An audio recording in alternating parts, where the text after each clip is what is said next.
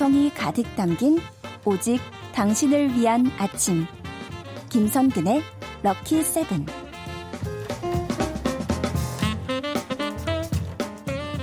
키워드로 알아보는 재미있는 역사 이야기, 반주원의 들리는 역사, 한국사 강사 반주원 선생님 어서 오세요. 네, 안녕하세요. 네, 오늘은 뭔가 이게 제가 주제를 봤는데 네, 빨리 시작해야 될 것 같아요. 네, 그렇습니다. 시간이 조금 많이 필요할 것 같아가지고 바로 오늘의 키워드는 뭡니까? 네, 자, 2020학년도 수능이 얼마 전에 이제 치러졌죠. 예, 다들 고생하셨습니다. 사실 학생들 홀가분하기도 할 테고 예. 또 한편으로는 내가 그날 왜 그랬을까? 이런 학생도 있을 테고요. 안 되는데. 하지만 제일 부러운 건 지금 음식점부터 옷가게까지 들어가 보면 수능 그 시험날 썼던 수험표만 가지고 오면 할인을 해주겠다 이런 것들이 있잖아요. 네. 자, 이제 이런 모든 일들도 우리 역사의 일부가 됐습니다. 그래서 그렇죠. 오늘은요, 자, 이 수능에 대한 이모저모 그리고 또 하나 역사 속에도 과거 시험이 있었잖아요. 예, 그렇죠, 예. 그 사이의 연관관계까지 짚어드릴게요. 네, 정말 시기에 딱 맞는 또 이런 주제입니다. 네. 네, 근데 좀 보니까 수능을 치르는 수험생이 많이 줄었다고 그러더라고요. 정말 많이 줄었는데요. 자, 사실은 올해 재학생 지원자가 40만 명 미만으로 떨어진 건 수능이 생긴 이래로 처음이었다고 합니다. 그래요? 네. 자, 그래서 우리가 2020학년도 대학 수학 능력 시험을 치른 학생이 54만 8,734명인데요. 예. 작년에 비해서는 7.8%가 줄었고요. 많이 그리고 줄었네. 재수생 응시자는 약간 늘어난 데 비해서 재학생, 고3 응시자가 뚝 줄어들어 버린 거니까 사실은 이 저출산에 대한 부분이 여기까지 여파를 미치고 있는 거죠. 아무래도 네. 사실 이제 수능을 치르는 시즌이 되면 항상 이제 수능 치르는 독특한 수험생들 얘기가 많이 나오는데 네, 그렇죠. 그 중에서 빠지지 않는 게 역시나 최고령 맞습니다. 수험생인 것 같아요. 네. 자, 올해도 수능에 역시 최고령 응시자는 계셨겠죠. 네. 자, 78세의 어머. 오규월 할머니셨는데요. 멋있다. 네. 자, 2018년도 3월부터 학교를 다니셨다고 해요. 예. 그런데 이제 작년에 아버님이 돌아가셨대요. 그래서 우리 아버지도 이렇게 돌아가시고 내가 대학에 간다 한들 봐줄 사람도 없는데 나 이제 그만할까? 그렇지만 주변에 있는 후배들이 그렇게 응원을 해줬다고 합니다. 자, 작년에는요, 최고령 응시자의 나이가 더 많았는데요. 82세의 박선민 할머니셨습니다. 네. 그런데 놀랍게도 대구에 있는 시옷대학교에 합격을 하셔서요. 그것도 수시로. 지금 현재 합격을 다니고 계시는 거죠. 우와. 근데 이분에 대해서는 우리가 좀 숙연해져야 되는 게요. 네. 자, 이제 대부분 이 할머님들 사실 고등학교 과정을 배우지 못한 상태에서 혹은 중학교도 그쵸. 검정고시를 통해서 이제 시험을 볼 수 있는 자격을 취득한 거잖아요. 작년에 박선민 할머니 같은 경우는 2001년에 시작해서 2018년에 수능을 봤다고 하니까 사실상 거의 20년을 꾸준하게 정말 공부가 하고 싶으셔서 공부를 하신 거잖아요. 그러니까 이런 부분들은 우리가 좀 숙연해져야 되는 게 맞는 것 같고요. 역사 속에도 있습니다. 네, 있습니다. 자, 우리가요, 이제 과거 시험 성적을 합산한 점수로 과거의 합격 여부를 평가하죠. 자, 그런데 문제는 사실 조선시대에 일반인의 평균 수명 50을 넘기기가 힘이 듭니다. 그런데 빰빠라밤 성종 20년 1489년에 문과에 김효응이라고 하는 어르신이 76세의 나이로 잠깐만요. 네, 76세의 나이로 76세시면 지금 수능을 쳐도 나이가 많으신 분이신 건데. 그런데 더군다나 이분이 합격을 하셨습니다. 그런데 다만 이분은 좀 안타까웠는데요. 먼저 말씀드리고 싶은 건 올해 오규월 할머님이나 또 작년에 박선민 할머님은 워낙에 이제 우리의 수명이 많이 연장이 돼서 이분들은 정정하게 오래오래 공부하고 학교 다니실 겁니다. 그렇죠. 자, 그거는 분명히 못을 봤고요. 당시 조선시대의 김호응은 워낙 나이가 많았죠. 그렇죠. 76세면. 그래서 이렇게 어렵게 과거에 합격을 했는데 관직에 나가고 바로 다음 해에 유명을 달리하셔서 사실 많은 사람들이 안타까워했다고 합니다. 꿈을 이루시고 그렇죠. 하늘 다 푸셔서 그런 것 같기도 하고요. 정말 이렇게 최고령 응시자들 얘기를 들으면은 저도 좀 더 열심히 살아야겠다. 정말. 그럼요. 최선을 다하겠다 이런 생각을 합니다.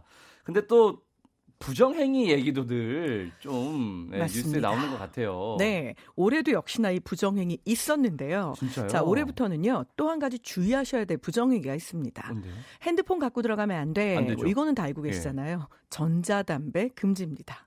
예, 이것도 이제 어쨌거나 전자 제품인 거죠. 아. 네, 근데 이게 너무 이제 사회적으로 이슈가 되고 많은 사람들이 사실상 소지하고 다니는 그렇죠. 사람도 있다 보니 예. 전자담배도 올해부터는 요거 이제 가지고 들어가시면 부정행위가 된다는 거. 이야. 그래서 올 수능의 부정행위자는요. 쉬는 시간에 이 전자담배를 꺼내놓은 겁니다. 그랬다가 감독에게 적발이 됐고요. 간이 부은 수험생 올해도 있었습니다. 노트북을 가지고 들어갔다가 이걸 내라고 하는데 내지 않고 있다가 역시 쉬는 시간에 적발이 된 경우도 노트북이요? 있었고요. 네. 그리고 설마 이걸 정말 그 몸이 좀 불편하신 분들이 쓰는 기계라고 우기고 싶었던 건지 모르겠지만 블루투스 이어폰을 끝까지 내지 않고 가지고 있다가 걸린 수험생도 있었습니다. 블루투스 이어폰은 너무 많이 네, 위험한데요. 그렇죠. 네. 그래서 결국은요. 이럴 경우에 어떻게 될까요? 그러면 이제 그 시험장에서 퇴출 당하고 향후 5년 맞습니다. 동안은 시험 못 치죠. 사실 5년은 네. 쉽게 주는 벌은 아, 아니고요. 그래요? 올해 수능 점수는 인정을 안 해주고 아하. 쫓겨나는 경우가 거의 대부분이고요. 네. 보통의 경우에 이제 좀 사안이 심각하다라고 생각이 되면 다음 해까지 수능을 못 그 보게 정도. 하는 일들이 예. 많이 있고요. 지금 말씀하신 5년 정도 못 볼 정도의 중대 사안이면 네. 5년 못 보는 벌을 주는 게 아니라 형사 고발이 되는 경우도 때로는 있기 때문에 이 부분은 주의를 해야겠죠. 아, 그런데 네. 자, 지금 이제 안타까워하시잖아요. 네. 그죠? 자, 그러면 조선 시대에는 부정행위 없었을까요? 있었죠. 네, 막 그럼요. 대신 시험 봐주고. 네, 대신 시험 봐주기. 네. 이 정도면 깜찍합니다. 아, 그런 거예요? 네. 네. 아. 왜냐하면 이 당시에는 사실 주민등록증에 네, 그러니까요. 사진이 붙어 있는 게 아니니까 예. 대신 시험 봐주기. 그런데 이 정도는 우리가 상상할 수 있는 거잖아요. 저도 그 정도까지. 컨닝 페이퍼를 만듭니다. 조선시대예요? 그런데 그 컨닝 페이퍼를 어디에 숨길까요? 여기 그 우리 조상님들 깜찍하십니다. 우도시 좀 크니까 거기다 넣지 않을까요? 자, 도포 안에다 넣으면 예. 사실 도포가 워낙 깊어서 꺼내려고 휘적휘적 하다 보면 너무 눈에 티가 많이 띄겠죠. 나는군요. 그렇죠. 자, 그럼 어딘가 넣어야 될 텐데. 어떻게 넣지? 자, 코 속에 넣었다가 걸린 수험생의 이야기가 실제 사료 속에 전해집니다. 와, 네. 그 인내심이 대단하네요. 그렇죠. 사실 이 의연고라고 하는 이제 이 의연고가 바르고 컨닝 페이퍼를 코 속에 숨겼다가 시험장에 가서 펴보는 걸 얘기하는데요. 네. 얼마나 많은 수험생이 그렇게 했으면 과거 시험에 그렇게 하는 행동을 의연고라고 부르는 절대 고유 명사가 생겨날 정도입니다. 아. 그래서 코 속에 숨기는 사람, 그리고 협서라고 해서요. 책이나 작은 종이를 붓대 끝에 돌돌돌돌 말아서 똑같네요. 자, 우리 예. 중고등학교 때 간혹 보면 네. 볼펜을 열어서 거기에 컨닝 페이퍼 맞아요. 숨기는 경우 있잖아요. 네. 자, 그렇게 하는 경우도 있었고요. 더 깜찍하지만 이건 뭐지? 너무 전문화되어 있는 거 아니야? 이런 경우도 있습니다. 뭐죠, 이건 또? 자, 특히 우리나라뿐 아니라 중국에서 이런 일이 정말 네. 많았는데요. 당시에는 옷을 여러 겹 겹쳐 입죠. 그렇죠. 그래서 안에 입은 옷을 사실 아래쪽에 있는 도포 밑자락으로 꺼내서 보는 것도 어려운 일은 아닙니다. 그렇죠. 자, 컨닝 전용 속옷을 만듭니다. 그 속옷 전체에다가 아주 깨알같이 전부 다 이 컨닝 페이퍼에 해당하는 것들을 써놓고요. 이제 감독관이 없는 경우 틈틈이 네. 도포자락을 쭉쭉 들춰내서 그 속옷에 적힌 글을 보게 되는 거죠.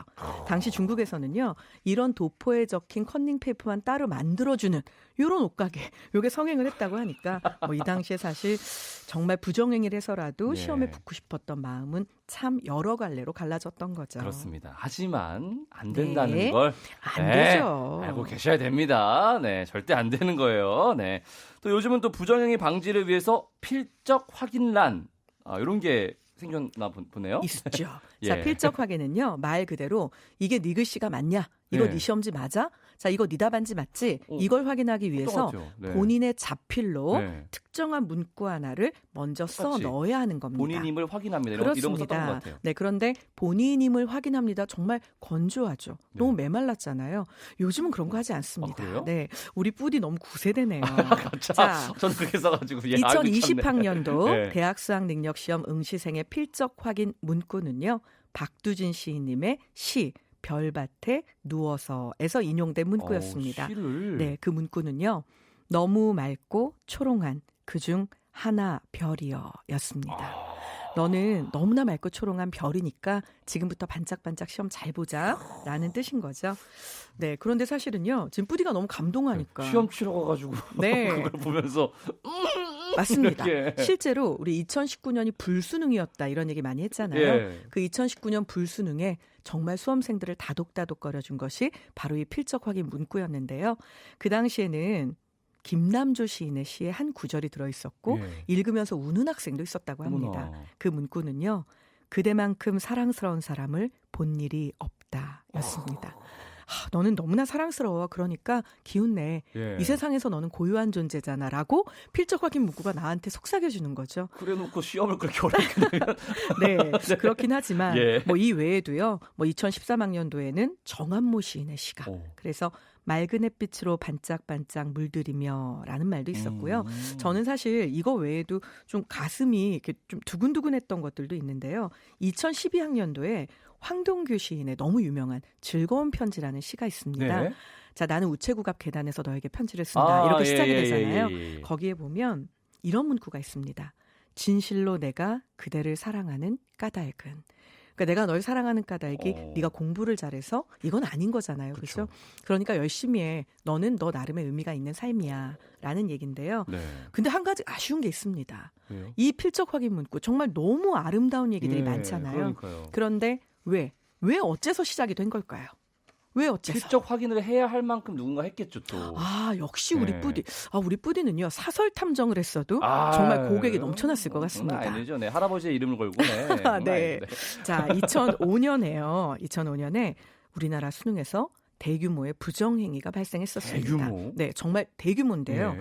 이 당시 역대 가장 큰 수능 부정행위 바로 광주에서 중학교 동창 출신들끼리 이런 동창들이 좀 제대로 된 거라지. 네. 40대의 휴대폰을 구입을 합니다. 어허. 그리고 1인당 2대씩 가지고 들어가죠. 어허. 그래서 한 대는 내라고 할 때 내고 네. 나머지 한 대는 가지고 있다가 아주 조직적으로 정답 번호의 숫자만큼 휴대폰을 두드리고 이걸 중개하는 학생이 고시원에서 받아서 다시 다른 학생에게 번호를 바꿔서 넣어주고 이 일들이 벌어지게 되는데요. 무려 이 과정에서 수험생 314명의 성적이 무효 처리가 되게 됩니다. 여기서 실형을 받은 수험생도 나오게 되는데요. 이야. 바로 이 일이 지나가고 난 끝에 결국은 필적 확인 그리고 수능에 관련된 이 모든 형태의 굉장히 강압적이기도 하고 또 약간 강력하기도 한 네. 이런 규제들이 이루어졌고요. 이 규제의 뒤안길에서 2006년에는 샤프에다가 소형 카메라를 다는 이런 일들이 벌어집니다. 네, 그래서 결국 올해 기술력으로 딴 걸 하시지 왜? 예, 그래서 올해부터는 수능 샤프라는 게 나온 거 아시죠? 그래서 그래요? 이제는요 개인 필기 도구를 가지고 들어가지 않습니다. 나눠줘요? 네, 시험장에서 수능 전용 샤프를 근데 이것도 또 어느 회사의 걸 이 수능 전용 샤프로 쓸지 알면 왠지 그걸 미리 사서 공부해야만 내 손이 익숙해질 것 같잖아요. 네. 이런 수험생들이 있을까 봐 철저하게 비밀에 붙이고 이것도 전부 다 공식적으로 자 경합을 통해서 가격도 써서 내고 이렇게 해서 선정을 한다고 합니다. 참, 그러니까 괜히 괜히 나쁜 일 하는 사람들 때문에 선량한 사람들은 피해를 보는 거예요. 맞습니다. 이렇게 이게 뭡니까? 네, 이게 세금이 갈 곳을 잃고 있는 거죠. 그러니까 수능 샤프가 웬 말이에요 지금? 그냥 개인 컴퓨터 들고 와서 하면 되지. 네. 하지만 올해 수능 샤프는요 예. 민트색 칼라에 그러면... 수험생들이 보기만 해도 상큼 이랬다고 하니까 또 여기에서 힘을 얻는 수험생도 있지 않았을까요? 가졌으면 좋겠네요. 네. 갑자기 자, 한이나네요. 수능 역사가 이렇게 늘 새롭게 쓰여지고 있습니다. 알겠습니다. 네. 오늘은 지난주 치른 수능을 키워드로 수업 함께하고 있는데요. 노래 한 곡 듣고 이어가도록 하겠습니다. 올해 모든 수험생분들께 꼭 드리고 싶은 말씀이네요. 옥상 달빛이 부른 수고했어 오늘도. 음악이 좋은 방송 KBS 2라디오 김성근의 럭키세븐 반주원의 들리는 역사 함께하고 계시고요. 오늘 수업 주제는 수능입니다. 네. 자, 이제 수능날 풍경들 얘기를 하고 있는데 소랭님이 왜 이렇게 시간이 후다닥인가요? 얼마 안 남았네요. 반 선생님 수업 아쉽습니다. 네. 약간 반 선녀님의 그 특기 중에 하나가 시간을 없애버리는 능력이 있으셔가지고. 이런 네. 그랬군요. 네. 너무너무 아쉬워요, 진짜. 타임슬립 막 하고 이러는군요. 그러니까요. 네. 네. 그냥 슬립을 하고 싶은데 타임슬립 해가지고 네. 죄송하고요. 네. 네. 이런 게 왜 이렇게 좋지? 자, 어쨌든 근데 수능날 이제 시험날 되면은 지각하는 학생, 네. 경찰 오토바이 타고 가는 학생, 많죠. 너무 아픈데도 많죠. 막 억지로 와가지고 맞습니다. 그 학생 이렇게 네. 또 풍경들이 있어요. 그렇죠. 또. 그리고 네. 이런 뉴스들이 정말 시간이 100년, 200년, 1000년 이렇게 흐르고 나면 우리의 후손들은 어머 그땐 그랬대. 라고 누군가가 나와서 들리는 역사 라디오에서 이야기를 하게 될 겁니다. 예. 네. 그때도 럭키세븐 있게 바라겠습니다. 예. 자, 올해는요. 참 특이한 사건들도 있었는데요. 수능 시험을 보러 가야 되는데 현관문이 열리질 않아요. 도와주세요. 예, 이런 사건이 있었습니다. 어떻게? 네, 실제로요. 자, 그래서 예, 결국은 어떡해요? 경기도 남양주에 있는 한 아파트에서 걸려온 전화였는데요. 예. 정말로 갑자기 현관문이 열리질 않아서 119에 도움을 요청했고 정말 무사히 소방대원들이 1분 만에 출동해서 결국 이 집 현관문을 뜯어냈다고 합니다. 그래야죠. 네. 일단 가야 돼요. 그리고 학생은 예. 무사히 시험을 아, 봤고요. 다행이네요. 자, 이제 뭐 막힌다고 해서 순찰차 불러가지고 도움을 요청한 학생들은 너무나 많았는데요. 자, 이런 이야기는 이제는 뭐 더 이상 놀랍지도 않습니다. 자, 무려 98명의 학생이 서울에서만 예. 순찰차를 타고 시험을 보러 갔다고 아이고, 하고요. 예. 자, 몸이 아픈 와중에 병상투혼을 불사른 수험생들도 있었는데요. 우리가 평소에 좀 멘탈 관리를 열심히 해야겠다라는 생각도 드는 것이 이 학생들의 그 질병이 대부분 수능날 아침 이제 멀쩡히 시험 보러 간 겁니다. 예. 그런데 저혈당 쇼크가 와서 그러니까 스트레스 너무 받고 긴장하고 긴장하고 막, 예. 이래서 저혈당 쇼크가 온 경우도 있었고요. 시험장으로 가다가 발을 헛디뎌서 발을 삔 겁니다. 어머. 길바닥에서 이제 움직일 수가 없게 된 예. 거죠. 그래서 결국은 또 119의 도움을 받았던 경우도 있었는데요. 네.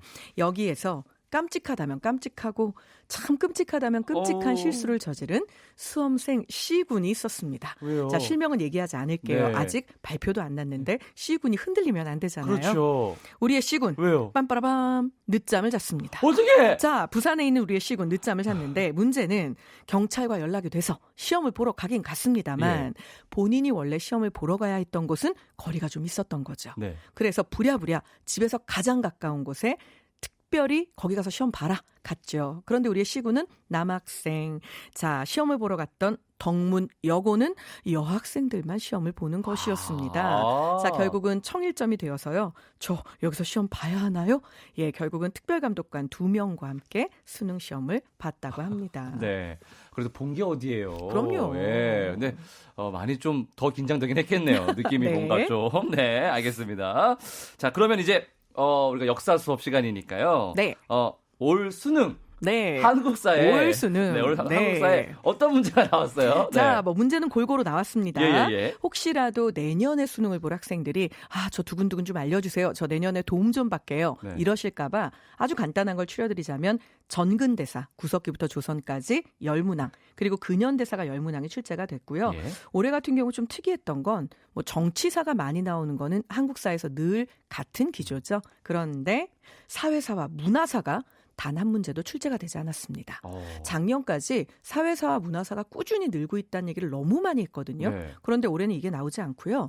경제사 문제가 무려 어머나. 3문항이나 오. 이렇게 출제가 됐습니다. 예. 그런데 여기서 우리가 빰빠라밤빰 주목해야 될 것이 있죠. 뭔데요? 사실 반주원에 들리는 역사, 이 김성근의 럭키세븐, 이 코너는 알고 계시겠지만 이게 뭐 수능을 적중시키려는 아니죠. 것도 아니고 예. 뭐 우리가 사극으로 사실 역사 공부하면 안 되잖아요. 지금 이 코너도 그렇죠. 저런 일도 있었구나. 재밌다. 역사에 뭐 관심을 갖는 정도여야지 이걸로 역사 공부를 다 하시려고 하면 안 되는데. 안 되죠. 안 되는데 네. 그 와중에 저희가 수능 문제를 이 떡하니 적중시키고 이러면 어떡하지? 너무 신나죠. 네. 더 들으셔야겠네. 자, 바로 우리 몇 주 안 됐는데요. 그래요? 예. 정조가 우리가 이제 어려운 고난을 극복하고 성공해낸 인물들 이야기 중에 정조가 예. 서울들에게 문과 관리가 될 수 있는 길을 열어줬다. 맞아요. 이러면서 이제 여러 사람의 이야기를 했잖아요. 네네. 그때 우리가 박제가 박제가. 이야기를 했습니다. 예. 그 박제가가 당당 수능 문제, 그것도 학생들이 어려워요 라고 말하는 문제로 떡하니 출제가 이것만 됐는데요. 들으셨어. 네, 그날 우리가 했던 얘기만 정말 들었어도 아쉬워라. 이거 정말 맞출 수가 있었던 문제더라고요. 심지어. 네. 그래서 저하고 조교하고 야 우리 뭐냐? 네. 예, 선생님 수강기호를 바꿔요. 뭘로 바꿀까? 작두타는 통합사회, 작두타는 한국사요. 이런 얘기를 하기만 했습니다. 네. 자, 박제가는요. 뭐 시대를 앞서간 고독한 지식인이었잖아요. 조선시대의 서자는 과거를 볼 수 없었던 서울 금고. 하지만 이것을 정조가 서울 허통을 해주면서 결국 과거길에 오를 수 있게 되는데요. 여러분이 지금도 이 박제가의 약간의 향기라고 할까? 이걸 느껴볼 수 있는 장소가 있습니다. 어디예요? 자, 우리가 지금 같은 경우는 이제 종로에서부터 현재 인사동으로 가는 그 길, 과거에는 서울 대사동이라고 불렀는데요. 여기에 원각사 10층 석탑이 당시에 서 있었습니다. 네. 자, 이것을 백탑이라는 애칭으로 불렀는데요. 여기에서 박지원, 홍대용, 정철조, 이덕무, 지금 말했던 박제가 쟁쟁하네. 그리고 유득공까지 예. 다 모여서 학문을 논하고 서로 깊은 교우 관계를 유지했기 때문에 이들을 백탑파라고 불렀던 거죠. 예. 자, 그래서 이 부분에 대해서 한 번쯤 그랬구나 생각해 두시고요.